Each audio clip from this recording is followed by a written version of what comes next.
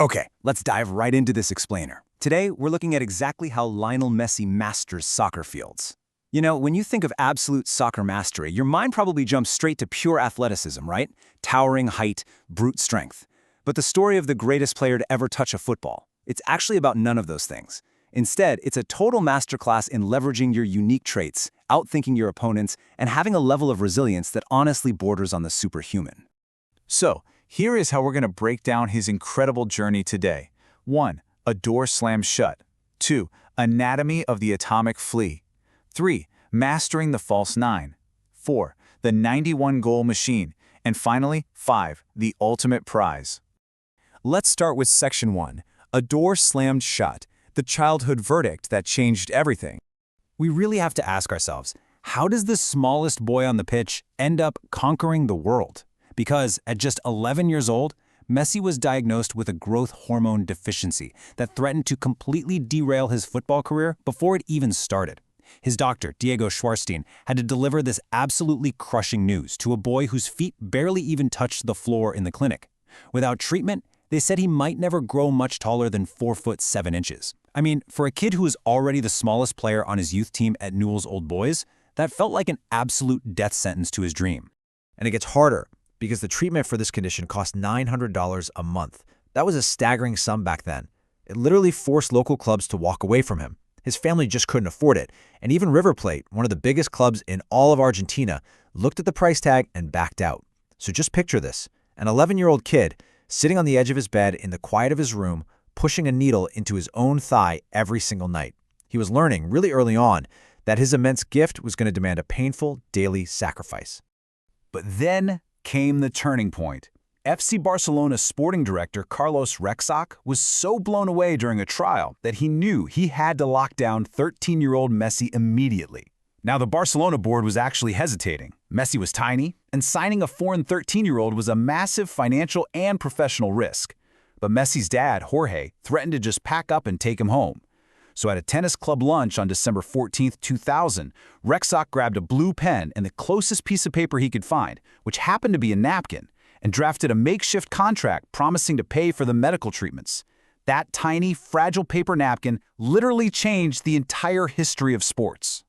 Which brings us to Section 2, Anatomy of the Atomic Flea, turning physical weakness into the ultimate weapon. Now, what's so fascinating here is how his short stature, he's just 5 feet 7 inches, actually gives him a lower center of gravity than taller players. He essentially took what everyone saw as a weakness and forged it into his ultimate weapon. Think about it. When you're shorter, your balance is just naturally better. Taller defenders take a moment to adjust their body weight, but Messi, he can shift his momentum in a fraction of a second. The Spanish media didn't dub him the Atomic Flea just because he was small. They called him that because he was, quite literally, uncatchable.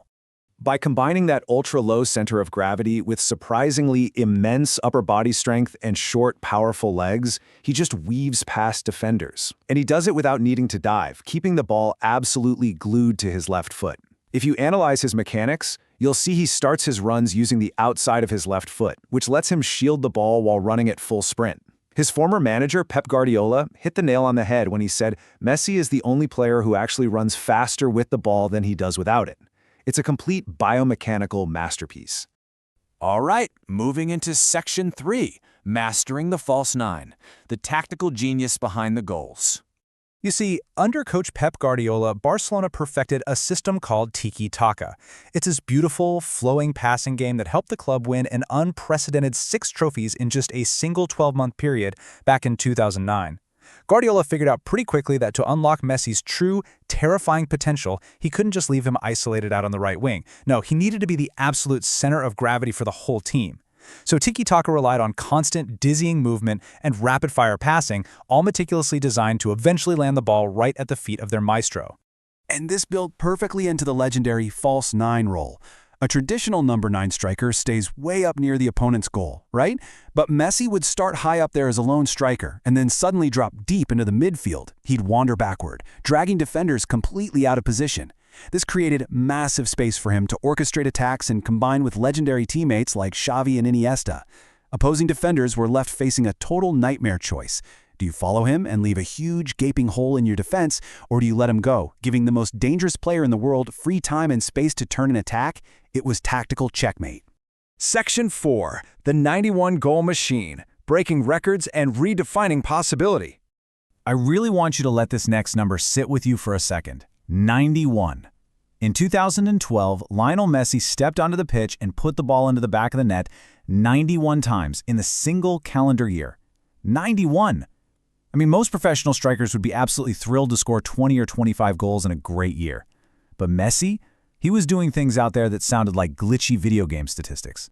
He absolutely demolished the previous record of 85 goals, which was held by the legendary German striker Gerd Müller for 40 years. Since 1972, nobody seriously thought Müller's record could ever be touched. The modern game was supposedly too fast, defenders were way too athletic, yet Messi didn't just break the record, he completely shattered it.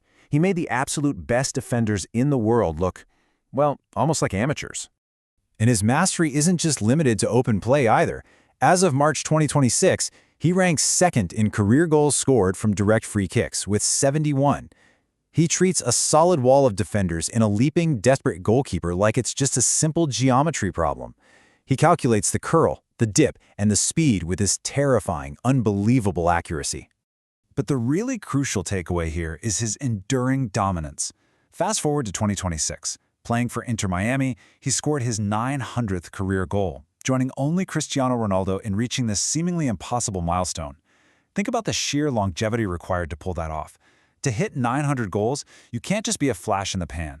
He hit this mark during a North American CONCACAF Champions Cup match, doing exactly what he's done for 2 decades straight, slipping the ball through a defender's legs and casually knocking it past the keeper. Let's look at our final part, Section 5, the ultimate prize, the emotional burden of national expectations. For all his machine-like records at the club level, his international journey was marked by immense, crushing heartbreak. We're talking consecutive final losses that actually pushed him to a tearful retirement in 2016. At the MetLife Stadium in New Jersey, he missed a crucial penalty. The ball sailed over the crossbar into the dark sky, and he just collapsed onto the grass in tears, announcing he was done with the national team. The immense weight of being compared to Diego Maradona, of carrying the hopes of an entire nation, had finally broken him. But he came back. He just couldn't leave his country behind. And finally, after winning the Copa America in 2021, that perseverance paid off in Qatar in December 2022. After a wildly dramatic final against France, he hoisted the World Cup trophy. I absolutely love this quote because it perfectly captures why that World Cup victory matters so much. It proved that behind all those cold, record-breaking statistics is a human being who carried the emotional weight of his country for 15 solid years. You know, it's so easy to look at his dribbling mechanics and his 900 goals and just call him an alien or a robot. But machines don't feel the crushing weight of a nation's expectations. Machines don't weep uncontrollably on the grass when they finally achieve their ultimate dream. Messi's true mastery of the soccer field is rooted deeply in his humanity and his unyielding love for the game. As we wrap up this explainer, I want to leave you with a thought. Messi was told he was too small, but he took that exact trait and used it to change football forever. So, what will you do with the obstacles in your way? The very thing that was supposed to end his career at age 11 became the bedrock of his superpower. Whatever doors are currently slamming shut for you right now, whatever limitations the world is trying to place on you, remember the kid with the needle and the paper napkin. Thanks so much for joining me today, and keep exploring.